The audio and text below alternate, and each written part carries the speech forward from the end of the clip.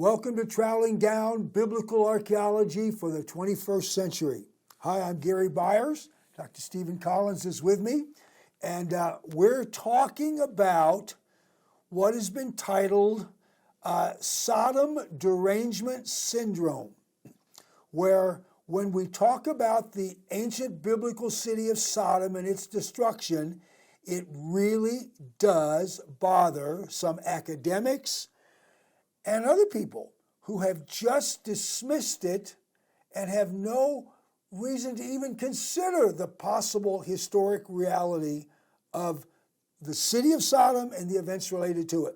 So we're in the midst, almost halfway through, 10 symptoms of the Sodom Derangement Syndrome and what you do about it. Now, I just say to you, so we're going to be on number 4 today.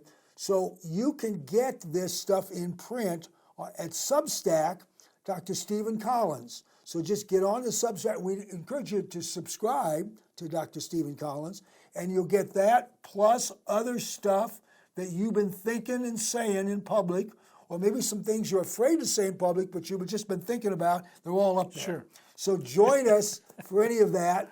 And so today, Dr. C, we're number 4, and what are we looking at? Well, Sodom Derangement Syndrome has a whole bunch of symptoms. Yeah. And we've done 3, and so now we're on symptom number 4, and I've identified, by the way, there's not any particular order here, but we've identified another symptom of the ignorance of or ignoring the socio-ethno-cultural dynamics of the Abraham narrative. The what? It's a mouthful. It is. Socio, talking about society, right? Ethno, talking about there are certain ethnic groups that do things a certain way. And cultural dynamics of the Abraham narratives. Now, a lot of different people involved in those narratives.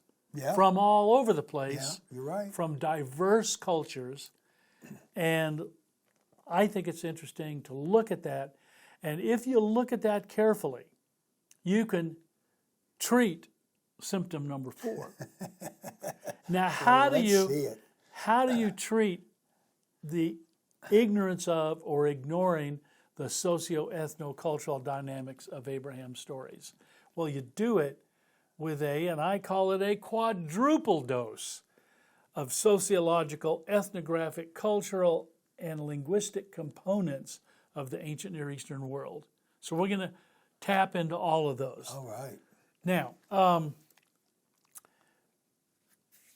I call this approach, I have a particular way of approaching this, and I've done this with different subjects, biblical subjects, like who's the Pharaoh, the Exodus, that sort of thing.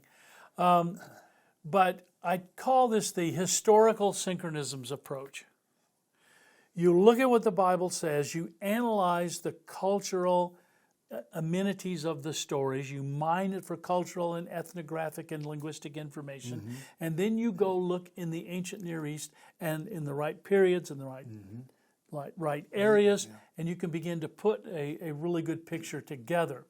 So you look for the best fit, and when it fits the best, it locks in like a key in a lock, then you've probably found your right place. Now, some of our listeners may be surprised to think that you could actually carefully read the biblical text and catch all these insights, economic and social and cultural, but it's in there. It is and in there. It is really cool when you go, oh, look at that. I never saw that before. You ought to try it. It really does work when you work it. Yep.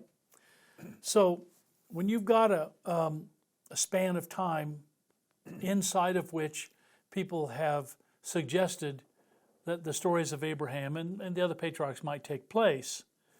So the general run of that is basically from about 2200 BC down to about 1600 BC. So that's a pretty big spread. But where in this specific time span does Abraham best fit? That's the question.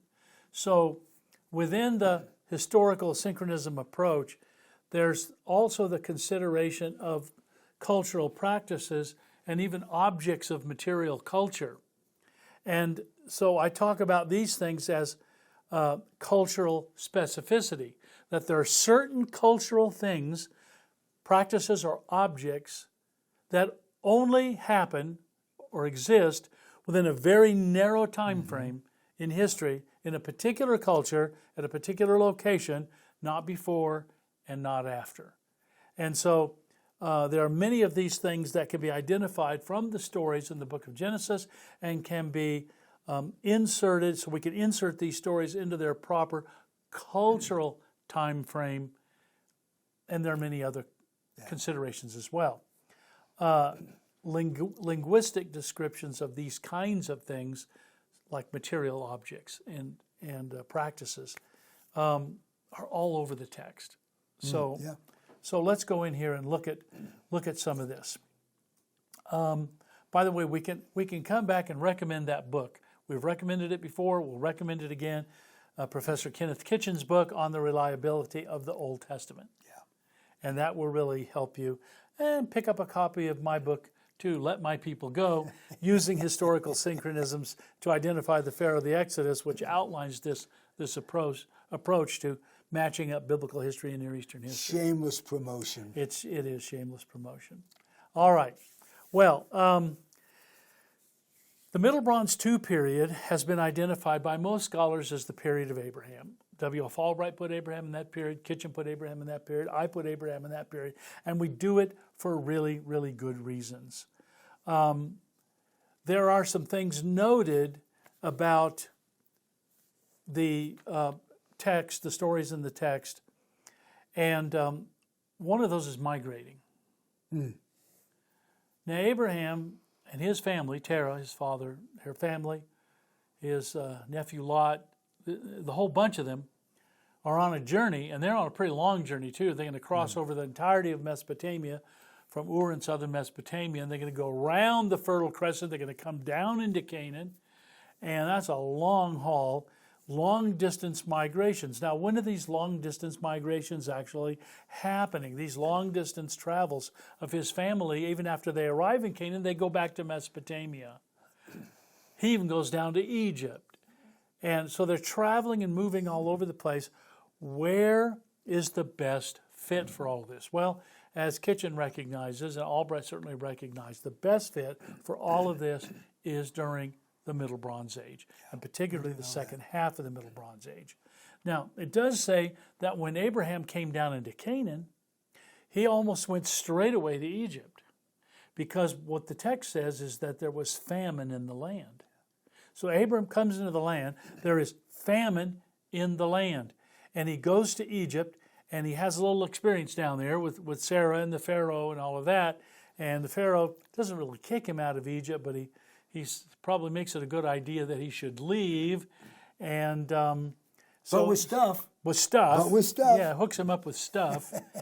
And so all this is literally happening.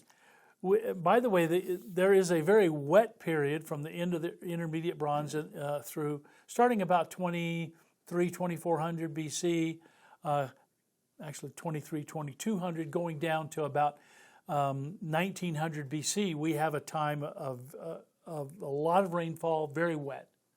So this is not a good time for famine. This is a very wet period. But after 1900 BC, right around in there, the Dead Sea begins to drop, and they've tested the levels, the rising and falling of the Dead Sea through antiquity, and it drops severely during the Middle Bronze II period. And so there was, in fact, a severe climate shift downward during the time of Abraham that would literally drive him into Egypt. So that's just one thing among many.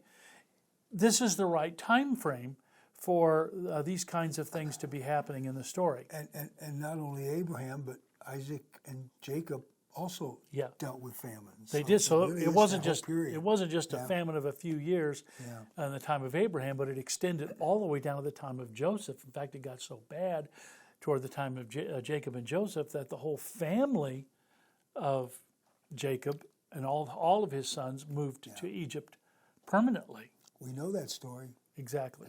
So not only that, but we have a group of people in this time that we call the Hyksos.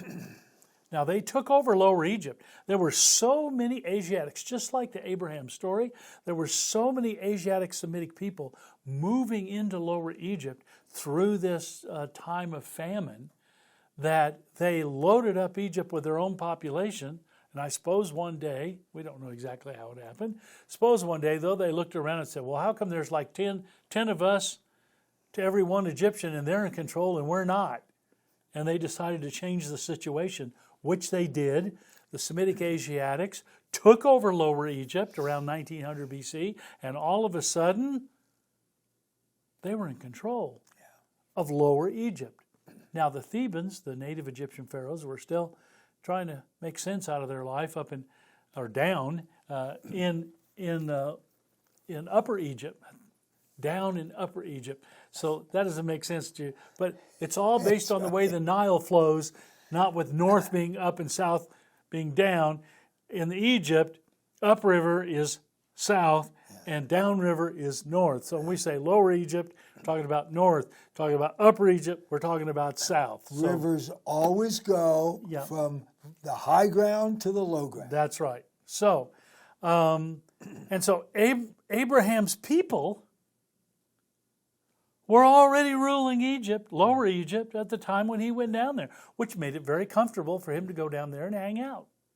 His people, in the sense of the people living in the Levant, that area, as opposed to native Egyptians. Yes. Yeah. Yep. So that's a really nice synchronism, and it makes perfect sense. But scholars have tried to say that the Abraham narratives have some anachronisms. Like they talk about Hittites and Philistines. But instead of Hittites and Philistines being a problem, these are actually signs of historical authenticity.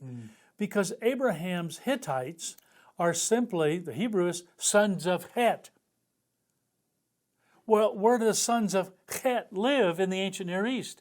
They live in Chetland, Hatiland, up in Central Asia Minor, Central Turkey, Turkey of today. And that's where they live. Well, guess what? We know that by the early Bronze Age, there were Hittites, sons of Het, living in the area we now call Israel, on the southwest shore of the Sea of Galilee, making their pottery. We can identify that pottery. And so we know that there's absolutely no linguistic reason to doubt that these folks were from Asia Minor. The sons of Het come from the land of Hatti, and they were traveling. These folks were traveling to the southern Levant during the time of Abraham, and maybe even as far as 1,000 years before the time of Abraham. Yeah. So that's right at every angle. The word Philistine, too. The word Philistine is a generic biblical term for sea people. Now, there were different clans of them, different groups or tribes of them. They had different names. The Peliset, from which we get the name Philistine, the Weklesh, what else? The Denanu, the Checker, a whole bunch of them. And so the word Philistine is kind of a generic term just to kind of give a lump term to all these folks. The sea people, they were from the Aegean region. They were the forebears of the Philistines, the Mycenaeans, the Minoans. These people were coming to the southern Levant all through this period, including the time of Abraham. And so the Bible writers just simply identify Philistines as the people from the sea. And there's no anachronism here, even though we might admit that it might be a sort of a linguistic contemporization. Yeah. So, what about the stories? Everything about these stories is adequate for history. Let's bring in a little more example if we can. Camels? Camels. Because scholars have, now I learned all my whole life, scholars have been telling me my whole life that camels weren't domesticated until about the 10th century BC, around the time of David and Solomon. The problem with that is camels have never been domesticated. Quit talking about domesticated camels. You can't domesticate a camel. A domesticated animal is an animal that's totally and absolutely controlled by and reliant upon human beings.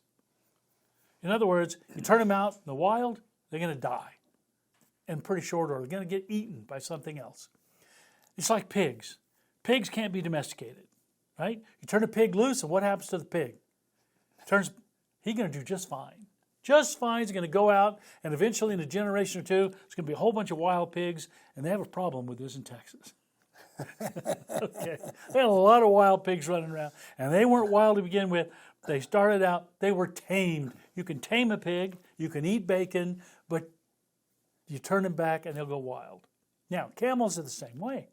You take a camel, you can ride them, you can feed them, you can selectively breed them, but if you don't take care of them and hobble them and confine them, they're going to walk off and they're going to do what camels do perfectly well without you. Okay? They are not domesticated. Tamed, yes. Controlled, yes. Utilized for work and transportation, yes.